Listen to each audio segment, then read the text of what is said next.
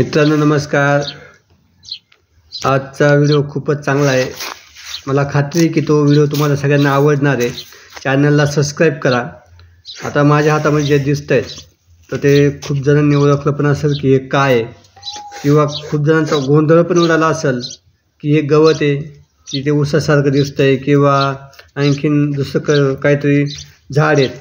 तर मित्रांनो, तर माझ्या हातामध्ये गवती चहा आहे आणि हे गवती चहाचं एकच खोड मी काढलं आहे। तर बघा, आता हा पूर्ण बुंदा आहे। तर याच्यावरून लक्षात येईल की आपण किती गवती चहा एका झाडापासून तयार करू शकतो किंवा लावू शकतो। तर मित्रांनो, 2-4 वर्षापूर्वी आम्ही एकच आणलं होतं, जसं मी तुम्हाला व्हिडिओमध्ये दाखवलं सुरुवातीला, तसं एकच आणलं होतं। त्यापासून आता जे तुम्हाला दिसतात असे 9-10 मोठमोठे खोडं बुंद ते तयार झालेली आहे।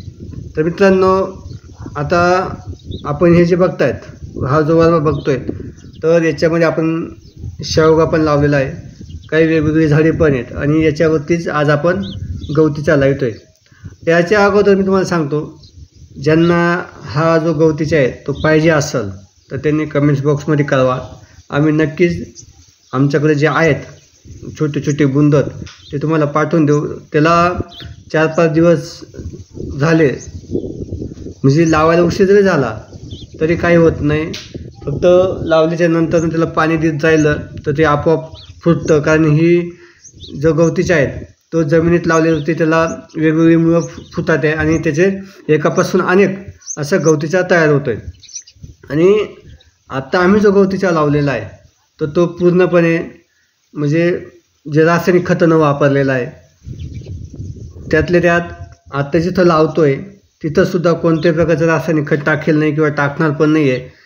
त्याचं कारण असं आहे, ही जी ड्रिप केलेली दिसते तुम्हाला, जी नळी दिसते, ही नळी गेल्या 3-4 वर्षापासून या जागेवरती तिच्याकडनं सारखं पाणी पडत राहते आणि ते पाणी पडल्यामुळं इथं आपोआप गांडूळ तयार झालेली आहे।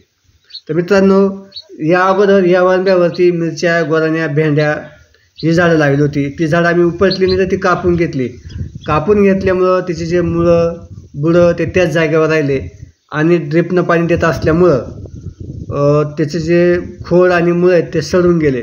सडून गेल्यामुळं त्याचं खत तयार झालं आणि ते खत तयार झाल्याच्यानंतरनं सतत पाणी ड्रिपनं दिलं, त्यामुळे तिथं गांडूळं तयार झाली आणि आत्ता ते गांडूळं इथं खत करायचं काम करते। म्हणजे आत्ता बघा, वडील जो गवती चहा लावून राहिले ना त्याला ते खड्डा नाही घेते, तर ते जी काडी आहेत ती फक्त वरून अशी टोचून देते। ते टोचल्यानंतर ती जमीन एवढी भुसभुशीत झालेली आहे का ती काडी लगेच जमिनीमध्ये जाते।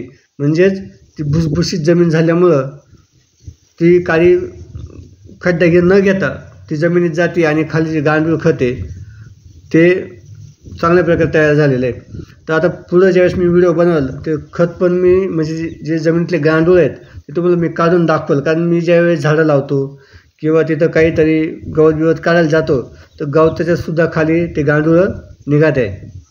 म्हणजे आम्ही आता या जमिनीमध्ये शक्यतो रासायनिक खतं वापरत नाही, कारण ते पाणी जाऊन जाऊन तिथं आपोआप ती जमीन भुसभुशीत झाली, तिथं गांडूळ खत तयार व्हायला लागलेलं आहे। तर मित्रांनो, आता हा जो गवती चहा लावतोय तर तो किती दिवसात फुटवा करेल याचा पण मी तुम्हाला अंदाज सांगतो।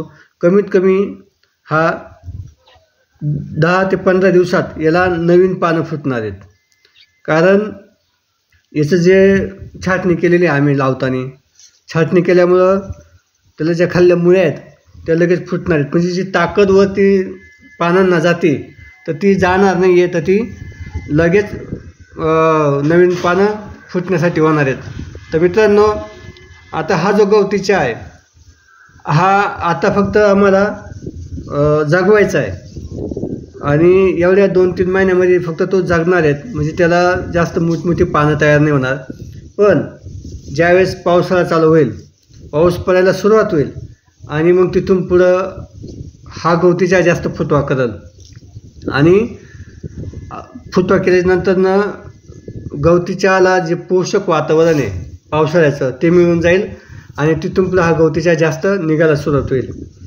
तर आता याचा जो सुगंध आहे तो डार्क आहे. आमच्याकडे जो गवतीचा आहे त्याचा सुगंध खूप डार्क आहे. नुसतं त्याला हात जरी लावला तरी त्याचा हाताला लगेच त्याचा सुगंध येतो गवतीच्याचा. म्हणजे आता आपण मार्केटमध्ये गेलं, बाजारामध्ये जर गेलं तर बघा तुम्हाला त्या गवतीच्याचा वास जरी घेतला तरी त्याचा वास येत नाही. आणि माझ्या शेतामध्ये आम्ही जो लावतोय गवतीचा, त्याला नुसता हात जरी लावला तर त्याचा गवतीच्याचा वास जास्त येतोय. तर मित्रांनो, आता आम्ही हा विकायला कुठून येतो?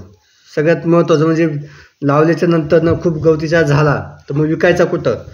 तर ज्यावेळेस आई जो आमच्याकडे भाजीपाला निघतो किंवा जे आम्ही आता वेगवेगळ्या भाज्यापाला किंवा वेगवेगळे जे आहेत वांगी, भेंड्या, मिरच्या, ते ज्यावेळेस आम्ही लावतो आणि ते विकायला ज्यावेळेस आई मार्केटमध्ये जाते किंवा आमच्या इथं MIDC तिथं जाते, त्यावेळेस जी हॉटेलवाले आहेत ती हॉटेलवाले हा गवतीचा आमच्याकडनं घेतात.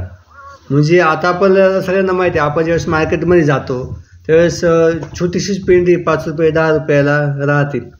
आणि आम्ही ज्यावेळेस हॉटेलला गवतीचा देतो तर एक मोठा जुडगा तो 100 रुपये 200 रुपये या भावात ते घेऊन टाकीत आहे.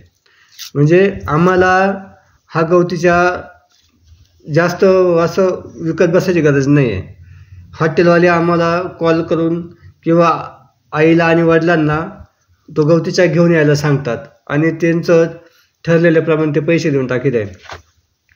तर बघा आता हा पूर्ण गवतीचा आहे बघा. त्या वडिलांकडे जे आहेत ना पिवळं कॅरेट, त्याच्यामध्ये बघा तो पूर्ण गवतीचा आहे. आणि ते बघा कसं लावित आहे ते फक्त टोचून देऊ राहिले बघा. आणि त्याला छाटणी केलेली आहे. तर ते फक्त लावलं, टोचलं, वरून दाबलं का लगेच ते जमिनीमध्ये जाते. म्हणजे जसं मी तुम्हाला सांगितलं की ती पूर्ण जी जमीन आहे ती भुसभुशीत झालेली आहे आणि त्याच्यात गांडूळ खत तयार झालेलं आहे. कंटिन्यू तुम्ही जर पाणी देत राहिलं तर आपोआप त्याला गांडूळ तयार होतं. त्याला आमच्याकडं शिडीडं म्हणते, ते शिडीडं तयार झालेली आहे. आणि आता समजा गवतीचा जास्त झाला तर मग करायचं काय? तर मित्रांनो, आपण ज्यावेळेस गवतीचा वाढतो मोठा होतो त्यावेळेस त्याची छाटणी करायची.